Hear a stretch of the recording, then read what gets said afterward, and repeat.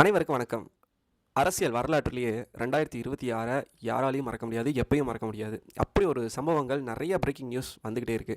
அதில ரொம்ப கவனிக்க வேண்டிய ஒரு விஷயம் என்னன்னு பார்த்தீங்கன்னா, தமிழக அரசியல்லயே எப்பயுமே இருமுனை போட்டி தான் இருக்கும். திமுக, அதிமுக இப்படியே தான் இருந்துகிட்டு இருக்கும். கூட்டணி கட்சிகள் அதோட இணைஞ்சிருப்பாங்க. இதுக்கு நடுவுல இன்னொரு கூட்டணி அமைஞ்சது மக்கள் நல கூட்டணின்னு சொல்லி ஒரு ஒரு அரசியல்ல ஒரு அரசியல் களம் கண்டாங்க. மக்கள் நல கூட்டணின்னு சொல்லி மும்முனை போட்டியா இருந்தது. ஆனா இந்த முறை 4 முனை போட்டியா மாறுனதுக்கு காரணம் என்ன? காரணம் ஒருவர் தான். விஜய். கொள்கையிலயும் கோட்பாட்டிலயும் என்னதான் திராவிட கட்சிகள் ஸ்ட்ராங்கா இருந்தாலும் ஊழலும் பல குற்றச்சாட்டுகளும் கிரிமினல் வழக்குகளும் பாலியல் குற்ற வழக்குகள் இந்த மாதிரி நிறைய விஷயங்கள் அவர்களுக்கு ஒரு நெகட்டிவாக தான் இருந்தது இந்த 2026. சரி, இன்னொருத்தர் சீமான் அவர்கள் கொள்கை ரீதியாகவும் கோட்பாடு ரீதியாகவும் ரொம்ப ஸ்ட்ராங்கான ஒரு கட்சி அண்ட் எந்த கட்சியிலுமே இல்லாத அளவுக்கு நிறைய பாசறைகளை கொண்ட ஒரு கட்சி, உலக அளவில் அதிக கிளைகளை வச்சிருக்கிற ஒரு கட்சின்னு சொல்லலாம். அதுவும் எல்லா எலெக்ஷன்லையும் பர்சன்டேஜ் அதிகமாக வாங்கிட்டு இருந்த ஒரு தனி கட்சினே சொல்லலாம்.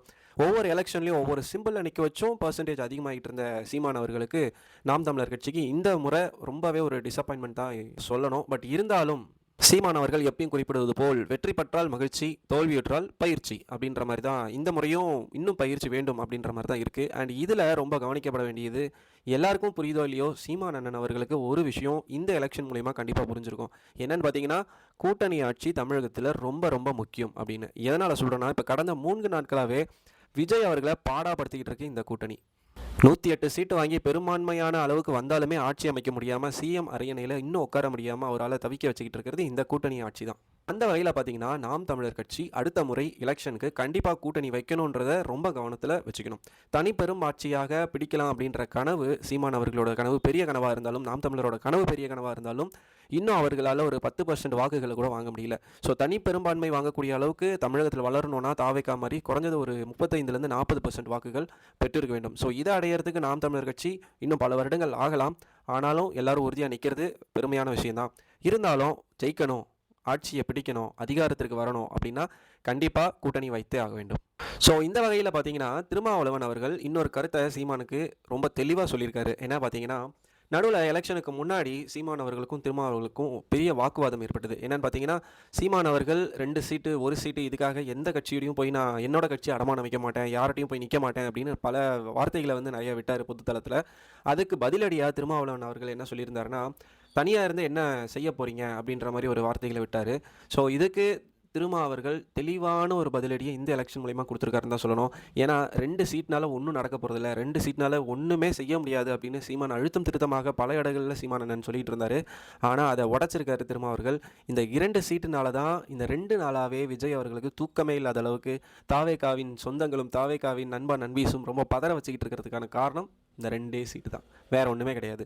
ஸோ திருமா அவர்கள் இந்த 2 சீட்டை வச்சு ரொம்பவே சூப்பராக ப்ளே பண்ணிக்கிட்டு இருக்காரு.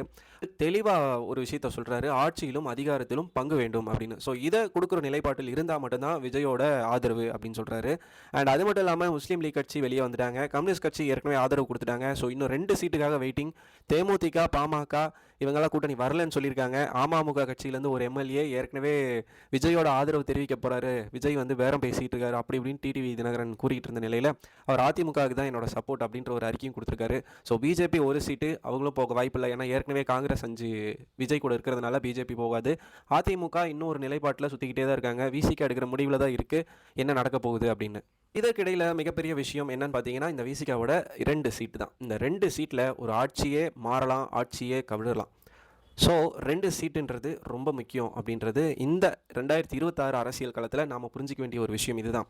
ஸோ சீமான் அண்ணன் அவர்கள் ரொம்ப தெளிவாக புரிஞ்சிக்க வேண்டிய ஒரு விஷயம், இன்னுமே தமிழகத்தில் கூட்டணி ஆட்சி தான் நடைபெறுது. கூட்டணி ஆட்சி இருந்தால் மட்டும்தான் இங்கே தனி பெரும்பான்மையோடு ஆட்சி அமைக்க முடியும் அப்படின்ற ஒரு வலுவான செய்தியை திரும்ப அவர்கள் சீமானுக்கு விட்டு செல்கிறார் தான் இந்த 2026 அரசியல் காலம் தெளிவாக சொல்லுது. நாம் தமிழரின் சீமான் அவர்கள் அவரோட நிலைப்பாட்டில் ரொம்பவே ஸ்ட்ராங்காக இருக்கார். 117 ஆண்கள் 117 பெண்கள் இந்த மாதிரி இந்தியாவிலையும் எந்த கட்சியிலையுமே பண்ணாத அளவுக்கு பல சிறப்பான செய்திகள், சிறப்பான செயல்கள் எல்லாத்தையும் செஞ்சு காட்டியிருக்காரு. அவங்களோட பொதுக்கூட்டத்தின் ஒழுக்கமாக இருக்கட்டும், ஆண் பெண் சமம் அப்படின்னு பதவியில் ஆட்சியிலையும் சொல்கிறதா இருக்கட்டும், குருதி பாசறையாக இருக்கட்டும், இளைஞர் பாசறையாக இருக்கட்டும், எல்லாமே ஒரு என்விரான்மெண்ட் சம்மந்தப்பட்டதாக இருக்கட்டும், எந்த அரசியல்வாதியுமே சொல்லாத அளவுக்கு ஒரு அரசியல் ஆசான்னே சொல்லக்கூடிய அளவுக்கு ஒரு சமூக காதலன், சமூக பாதுகாவலர்ன்ற அளவுக்கு ஒரு தனி பெரும்பான்மையோட ஒரு கட்சி விளங்குது அப்படின்னு பார்த்தீங்கன்னா, இது நாம் தமிழர் கட்சி மட்டும்தான். எல்லா அரசியல் களத்தையும் தாண்டி எல்லா அரசியல் கட்சியும் சாதாரண எல்லாரும் என்ன பண்ணுறாங்களோ அதை காமனாக பண்ணிகிட்டு இருக்காங்க. நாம் தமிழர் கட்சி மட்டும்தாங்க எல்லாத்த விட ரொம்ப சிறப்பாகவும் தனித்துவமாக விளங்குற ஒரு கட்சி நாம் தமிழர் கட்சி. அண்ட் இந்த முறை அண்ட் சோஷியல் மீடியாவில் பார்த்தீங்கன்னா, இது வரைக்குமே வெளியே வராத புலிகள் எல்லாம் வெளியே வந்திருக்கு. எக்கச்சக்கமான சப்போர்ட்டர்ஸ் நாம் தமிழருக்கு வந்திருக்காங்க அப்படின்னு ஒரு பக்கம் சொல்லிக்கிட்டு இருந்தாலும், இந்த எலெக்ஷன் ரிசல்ட் ரொம்பவே அவங்களுக்கெல்லாம் ஷாக்கிங்காக இருந்தது. எனக்கும் சேர்த்து தான் ஷாக்கிங்காக இருந்தது. அண்ட் இதை யாருமே எதிர்பார்க்கல. குறைஞ்சது இந்த முறை ஒரு 8லிருந்து 10% அதிகரிக்கும், 10% வாக்கு எங்ககிட்ட இருக்குது அப்படின்னு ரொம்ப தைரியமாக இருந்த நாம் தமிழர் கட்சிக்கு 4% தான் கிடச்சிருக்கு. ஆனால் இந்த 4%மே அவங்களோட கொள்கைக்கு தனியாக விழுந்த ஓட்டு மட்டும்தான். ரூ. 1 காசு இல்லாமல் விழுந்த ஒரு ஓட்டு. அதுவுமே ஒரு நல்ல விஷயம் தான். 4% ஓட்டு தக்க வச்சிருக்காங்கன்றது. அண்ட் இதில் இன்னொரு முக்கியமான விஷயம் என்னென்னு பார்த்தீங்கன்னா, தமிழகம் இன்னும் ரசிகர் மயமாக்கப்பட்டிருக்கு. இந்த விஷயம் தமிழகத்திற்கு பார்த்தீங்கன்னா ரொம்பவே நல்லதா அப்படின்னு பார்த்தா இல்லை தான். ஆனால் விஜயின் ஆட்சி என்ன பண்ண போகிறாங்க, சிஎம்மாக அவர் பதவி ஏற்கிறதுக்கு இன்னும் சில நாட்களே இருக்குது. இதற்கிடையில் என்ன பண்ண போகிறாரு, ஆட்சி அமைச்சு என்ன செய்ய போகிறாரு அப்படின்றதெல்லாம் பொறுத்திருந்து தான் நம்ம பார்க்கணும். ஏன்னா அவருக்கு இன்னும் 2 சீட் இருந்தால் போதும். ஸோ அந்த 2 சீட்டு எப்படியா இருந்தாலும் கிடைக்க தான் போகுது. ஸோ விசிகா அவங்களோட ஆதரவை வந்து கொடுக்குறோம் அப்படின்னு சொல்லிட்டாங்க. இருந்தாலும் அவர்களோட அரசியல் ரீதியான நிலைப்பாட்டை இன்னும் தெளிவாக சொல்லலை. இன்னும் கொஞ்ச நேரத்தில் அது தெளிவாக சொல்லிடுவாங்க. ஸோ கூடிய விரைவில் chief minister of Tamil Nadu Joseph Vijay என்கிற செய்தியோடு உங்களை மீண்டும் சந்திக்கிறேன். நன்றி. ஸோ இந்த மாதிரி அரசியல் களமாக இருக்கட்டும், ஆரோக்கிய நலனாக இருக்கட்டும், வேலை சம்மந்தப்பட்டதாக இருக்கட்டும், படிப்பு சம்மந்தப்பட்டதாக இருக்கட்டும், எக்ஸாம்ஸ் ரிலேட்டடான கொஷின் அண்ட் ஆன்சராக இருக்கட்டும், அதோட டிஸ்கஷனாக இருக்கட்டும், தொழில் ரீதியாக எப்படி தொடங்கலாம், எங்கே வாங்கலாம், இந்த விஷயமா இருக்கட்டும், இந்த மாதிரி பல தரப்பட்ட விஷயங்கள் நம்மளோட வாய்ஸ் ஆஃப் இந்தியா சேனலில் ஒவ்வொரு வீடியோவாக குறிப்பிட போகிறோம். ஸோ மறக்காமல் நம்ம சேனலை சப்ஸ்கிரைப் பண்ணிக்கங்க. நன்றி.